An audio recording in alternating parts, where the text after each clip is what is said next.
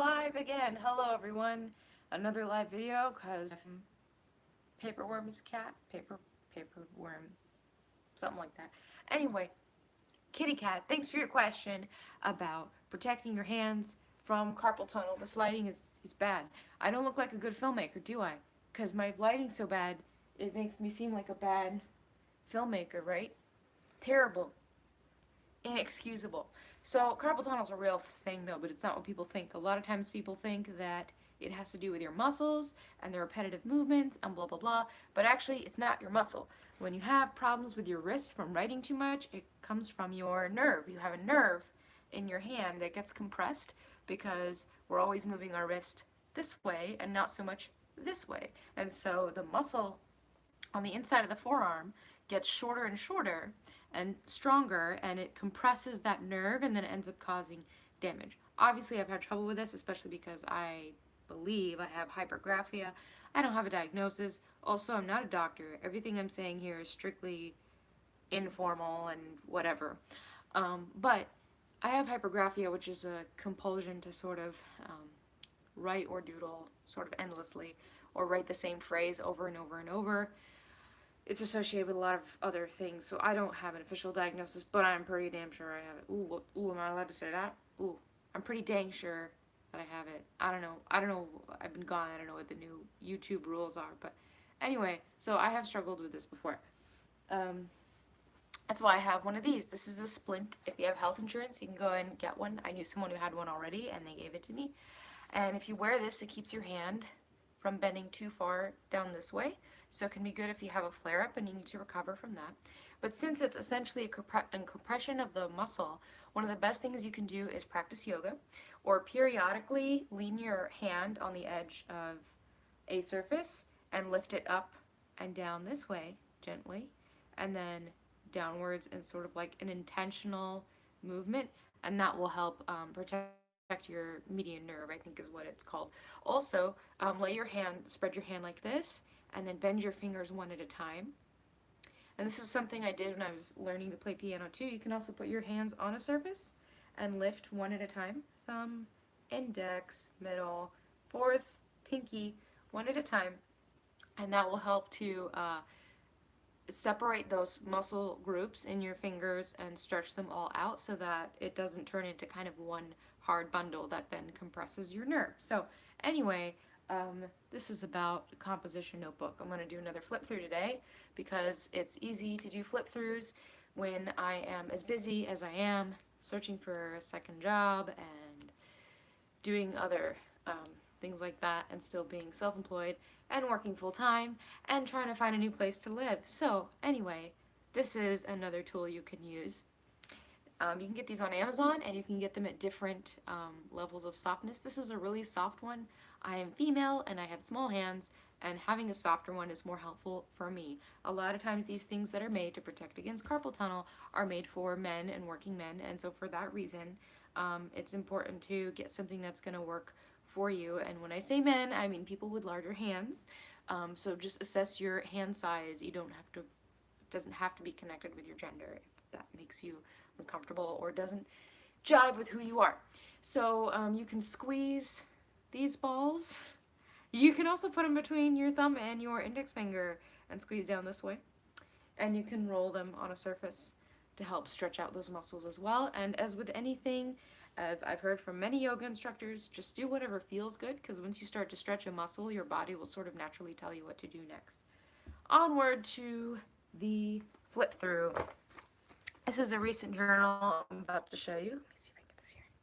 Okay, so this is a composition notebook that has a decorative cover with these river rocks on it. My voice is closer to the mic, so I'm going to try to speak a little more softly.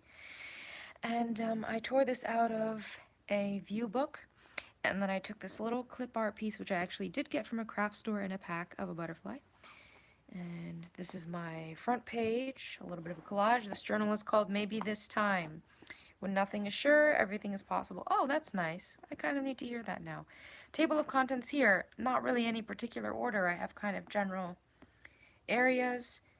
They're not chronological. I number the pages beforehand, and I don't even number each page. I just number the sheet, so it's only numbered on one side.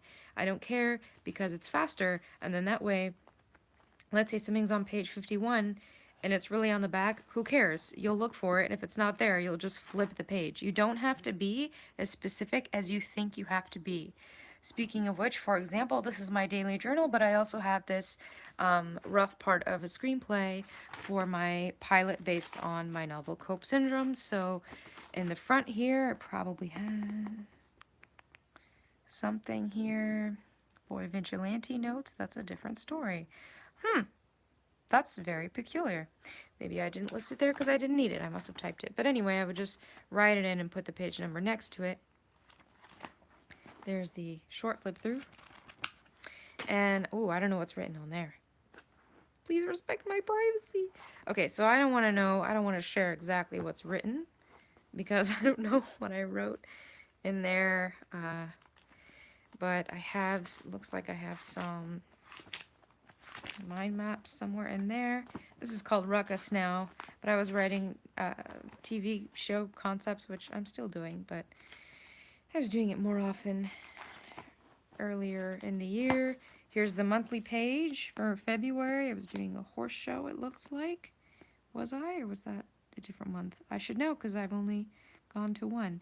And then this was a little while ago. There's my little bunny. I bought a felt bunny.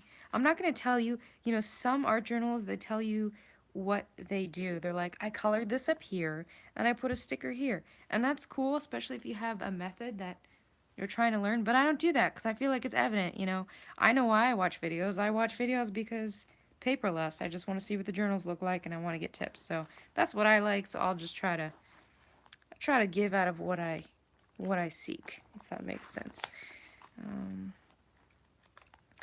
This is mostly writing, as usual. There's my little tagline that I'm obsessed with. I was in some training for something, and it was extremely boring, so I felt like I was in school, so I just colored these letters in. I drew this little Spirited Away dot. You know, they eat the little stars? Or no, this is the food. He looks like this. He eats this little star food. I don't know. This is for the year, it looks like. And then all the stuff I did in 2017. Let's see, 10-year plan, first feature film. Yep, I did make a feature film. It bombed. Oh my God. South by Southwest hated my film. I got feedback from them, which was super generous and really nice. And the judge hated my film so much. He said it was juvenile and irrelevant. And that makes me so excited to share it because it is kind of a weird film, but it's like nothing else you've ever seen in your life. I can promise you that. This off course, not relevant. It's not even the next thing that's coming out. My novel's what's coming out next. Anyhow, not in the plan. Find an agent. I've been rejected by almost every agency that I think I can submit to. So I guess I'm either a really, really, really bad writer or just really, really good and really risky for some reason. We'll see. Anyhow, that is my composition notebook. It's all writing. Nothing else. Nothing too exciting. Now, I do believe, could be wrong, I actually have people. That's so exciting. I believe you can comment or write something, or I think there is. I saw a comment once during one of my live streams, so I'm pretty sure you can say something. So, and I know Keturah sent me a really advanced, high-level, $10 question or answer to one of my questions about the struggles that they were having about deliberate practice and having trouble committing to one thing or being unable to practice the thing they want to practice effectively because they're concerned about where the results. This is all very vague. This is really ambiguous. It's not very helpful. All I would say is it's hard to answer without looking at it. Maybe I can look at it. Does anybody mind? Am I boring anyone? Let's see. Let's check out this question, and then I can answer the question. Or if you have another question about writing or filmmaking, I think someone has a question about filmmaking. I don't know. As a writer, I was always curious about filmmaking. Even before I started practicing it or learning it, I was just curious. I wanted to know, how do people make movies? So here I am. Ask me a question if you feel like it. If you feel like you have a question, you'd be surprised. I know all sorts of irrelevant and very interesting facts. Okay, here are my little common things. Okay, sketching as a filmmaker or as an artist. Biggest struggle for Keturah, biggest struggle is lack of ability to express and share work. Man, I get that. I feel you, girl or guy or whatever. I don't know. I don't know if you're female, so I'm not gonna impose that if that doesn't feel you. This thing keeps me from not working. Blah blah blah blah. So this is what it sounds like. It sounds like Keturah, if you're watching or if you watch eventually. It sounds like you are struggling with a concrete circumstantial problem that is interfering with your choices in terms of how are you going to share your work and who's going to see it. And it says definitely not family friendly, so it might be family barrier. I totally get that. I'm with you. I get it. They deal with serious topics. Um, they make people think. Multiple short films scripted. First of all, congratulations. That's awesome. It's really hard to draft something out. So congratulations for having short films scripted or planned or anything. Good for you. Kudos. Keep it up. That's the first thing. Discouraged. Okay. I could be misunderstanding you. But here's what I think the problem is. I think the problem is that if you expose your work, even perhaps not directly to the people you're most concerned about, even if you expose your work to the world at large, you're concerned about getting some pushback, and as we all are, in a sensitive place with your work. I can do better than this lighting. Come on, you majored in this class. Okay, and that is stopping you from moving forward. And I know exactly what you're talking about, and it is one of many reasons why I left YouTube for a while. There's other reasons. Here's what I would say. First of all, if you're not ready to share something because you're not ready to deal with all the consequences of sharing it right away, that is perfectly fine. And it in no way interferes with your development as a writer. Period. It doesn't. If you're writing, you're a writer and you're growing at it. Period. At some point, we have to express and share that work, or we do feel like we're falling behind. That is 100% true. That is the biggest struggle I had with writing Cope Syndrome, because it took me 10, 11 years to write the thing, and in all that time, I couldn't get people to read it. And so it kind of doubles back in on itself when it's unexposed. You get a feedback loop in your head, and it's really hard to know where your work stands, what's good about it, what's not working with it. It's hard to know because you have nobody whose reaction you can gauge. So that's a hard thing. And I relate to what you're saying. But I would say two things. Your biggest fear in sharing your work, you're scared. There's something I know. There's something that you're thinking about. You're like, but if this happens and this happens and this happens, you're visualizing some poor reaction, perhaps from your family. Your biggest fear about it most likely won't happen. That's the truth. It either won't happen, or it will happen, or something even more disappointing will happen, where people just don't really, your circumstantial barrier doesn't happen at all. And you have to just kind of weigh the pros and cons and see when it's more dangerous to not share it to yourself, when it's more dangerous to yourself and to your work to not share it than to share it, you have to share it. And how do you know when that moment comes? You have to kind of feel it out. So I'm going to keep chewing on this. This is not like a definite thing, but I just wanted to address your question and let you know that I saw it, and thank you for sharing, and I'm still kind of turning it over in my head. But there will come a point when you realize that the cost of keeping your work to yourself is a lot greater than the cost of sharing it. That happens. It's going to happen at some point. So you have to think about those consequences. And also, at some point, you have to stop thinking. Stop overthinking. Something that writers tend to do. And I know you've heard this a million times. Don't overthink. Here's how to not overthink. I'm not going to lecture you about overthinking. But writers, a lot of times, are people of theory and people of thought because we're verbal people and we're not people of senses and of action. I've talked about sensory stimulation before. The senses are connected with action. We're not always, we tend to do things, whether we want to or not, things happen instantly in the realm of our imaginative consciousness before we ever take action on them. And so sometimes that prevents us from taking action. And a lot of times when we're under a lot of stress, we end up, in order to quiet our own mind, we end up taking action. And to everybody else around us, it looks like we're doing really good and we're taking action, but really we're under a lot of stress. So you have to kind of find balance there. I would say try in some safer area of your life where the consequences are smaller. Practice taking action first and asking questions later. And be willing to deal with the consequences. Now, I'm not taking responsibility for anything that happens. I don't know what area of your life this is. I'm not a professional counselor, but I would say that sometimes you have to ask questions later. And then when you do that, you'll find that with your work, it works out too. You might just have to share the short story or send it out or publish it first before getting permission, and then deal with the consequences later.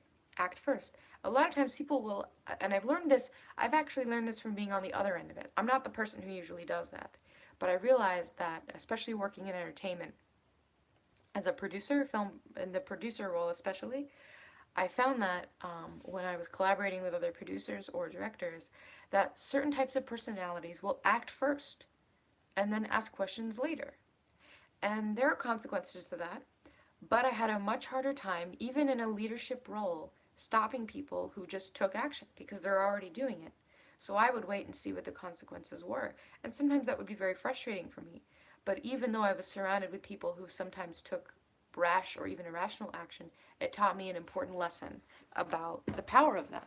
Because even if I disagreed with what they were doing, I'm plugging in my phone, I still found that there was power in what they were doing. Because they caused me to pause and wait to see if it worked. So sometimes if you're not certain about something, but you know it's something you want to do, just do it first and ask questions later. It's just advice. You can take it or leave it. I don't know what the circumstances are. I don't know exactly. It might not be the wisest thing. And sometimes doing the wiser thing is okay. And if you're not comfortable sharing something, it's fine. You can wait. It doesn't slow you down as a writer. So ask yourself, what is this resource that you need? Instead of trying to avoid what you don't want, like, oh, I don't want my family to react badly, or I don't want to lose money on this project. Ask yourself what you do want, right? So when I was in production for Delta Phi, I really tried to focus on what do I want out of this. I knew there was a good chance that I would not break even, and I was using a lot of I had some passive income in college, a little bit, and I saved it and I used it for my thesis film. So instead of worrying about losing the money, I would ask myself, what do I want out of this? Not do I want to just break even, but what do I envision? And I envisioned a really great private screening, which I got. I envisioned being present in the moment of production and remembering it because I didn't know when I'd get to do it again. So it might be that you need more freedom, for example. Maybe your problem is you don't have enough time to do it. So start envisioning having more time and more freedom. Maybe it's that you feel like you won't be supported, so you need more support. So start envisioning that support. Maybe someone in your life, or even if there isn't someone in your life, envision someone supporting and championing your work. This is a long answer. Sorry. I can't help myself. I'm kind of a very deep well. I think I mentioned that in an earlier video. But anyway, thanks a lot for watching. Unless any of you have an additional question, I'm going to end the stream. Are we good? Are we cool? I got 2 thumbs up. Thanks. Thanks for the thumbs up. I so appreciate it. I feel like it's like a little extra fizz in your drink, you know, when you get the thumbs up, it's like a little extra fizz in your soda. It's real nice, real good. So thanks a lot. Keep writing, keep making, keep creating. And that's all I can think of. Until next time, new videos every weekday. You can support me on Patreon, patreon.com/Sherry She the Writer. I'm just starting out. When I get 300 backers, I can release my guide on how to write a novel, how to draft a novel in 8 steps when I get 300 backers. So share it with your friends so they know how cool you are. And that's all I got. Thanks again. It's all connected, my friends.